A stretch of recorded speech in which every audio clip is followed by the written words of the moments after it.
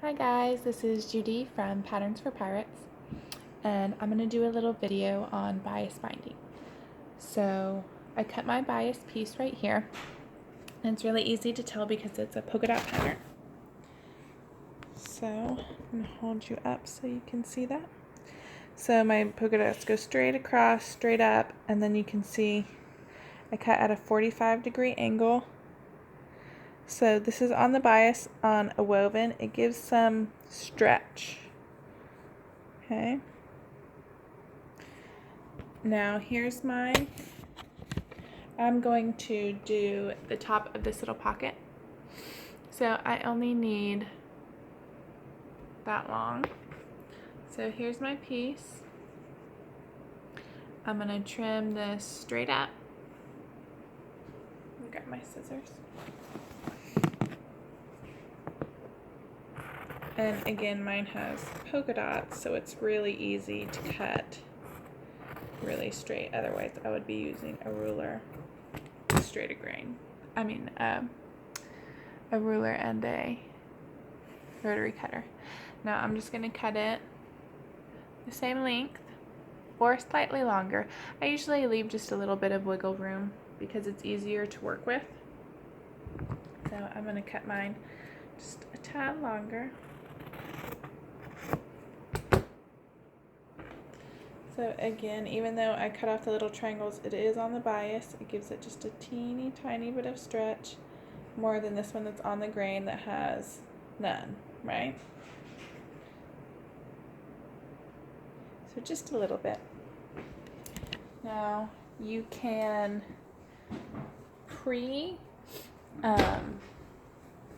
iron your bias binding, and that's what I like to do. So I'm going to set you up my ironing board.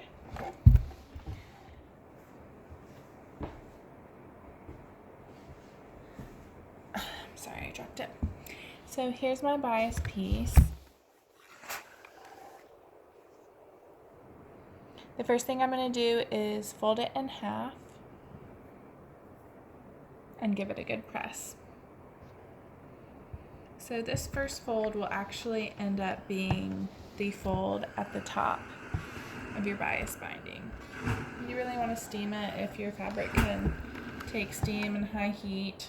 You want it as high as you can get it. So there's my nice big crease. That will be the top of my binding. Now I'm going to open it up and I'm going to fold the raw edge up to meet that first crease. Again, I'm going to press it. If you're having a hard time getting your fabric to press nicely, then you can use a little starch. Now I'm just going to repeat that. So now I'm going to do the other side, and I'm going to press it to meet that center fold. So if I open it all up, I have the original fold in the center. I folded that to meet that. I'm going to fold the other side to meet the center as well. And give it a good press. Hit it with some steam. So here's what I have now. I'm going to refold it along that original fold line and give it one more press. You can iron as you go, but I find if you take the time to pre-iron, it's actually a little bit quicker. So you might want to jump to the sewing machine and start, but if you take the time to pre-press, it's actually a little bit quicker in the end because you don't have to get up after each seam line and press. Especially if it's like a fabric that will hold a press like this one. This one's going to hold a press. If I was doing something slinkier that didn't hold a press very well, I would opt to do it after every stitch because it wouldn't hold that press. Okay, here's my pocket. So I'm going to do wrong side up I'm going to do the wrong side up of my binding. So I have the right side of the binding to the wrong side of the pocket. And I'm going to stitch right along that first fold line.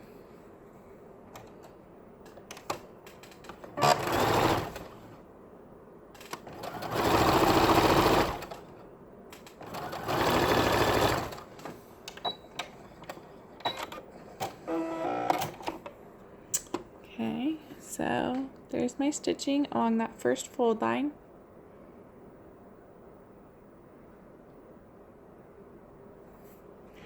I am going to press my binding up. And as you can see, it's already fitting very nicely because it's holding the crease very well. So it's going to fold over that edge right to that seam line. But I'm going to go press it so I just get this seam nice and flat. Something you really don't want to skip, well, you might want to skip it, but in the end you'll be much happier if you just press this seam right here. You're going to get a nicer... If you skip that pressing, sometimes when you flip it to the front, your seam line will show. If you give that a good press, nice and clean along that seam line, then when you fold it over, it will cover your seam line every time. So I'm just going to press it from the back and then press it from the front. So as you can see now, there's no bubble right there where I'm forcing the fold line. It's a nice, clean press. And then on the right side, okay, I'm going to unfold it. Here is that original fold. It meets that raw edge. So this folds down to the center, and it folds again over top, and it's just going to cover that stitch line that I just stitched.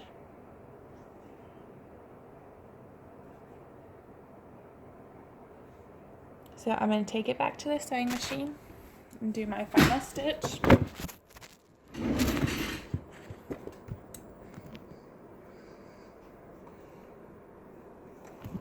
And I'm going to change my thread color really quickly, if you can bear with me doing that.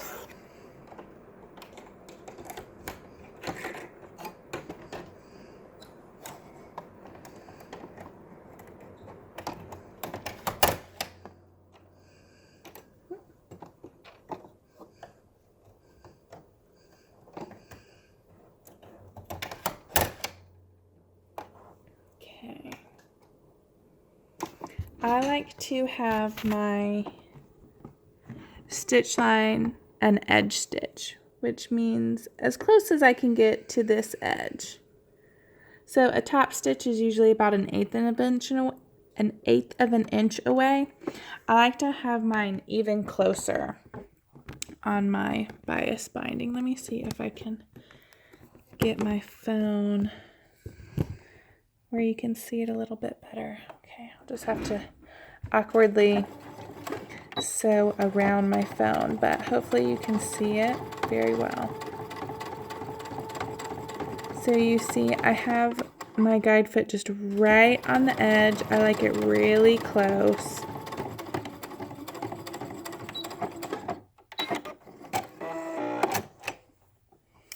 So there it is. I'm going to pull you away from my machine so it doesn't have that backlight.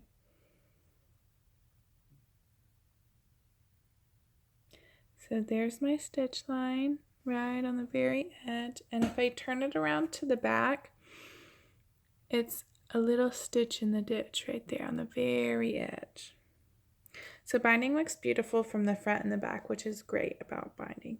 It also has a little bit of stretch. So I did a straight edge here. The bias binding works great for curved edges because it has that little bit of a stretch. Okay. There you go, bias binding. Nicole is doing a blog post all about how to make your own bias binding if you're not finding anything that you like in the pre-made section. So I just needed a teeny tiny bit, so I just cut it 45 degrees with my bias ruler. But Nicole's doing a blog post on how you can make a ton if you need a ton. There you go, guys. Happy sewing.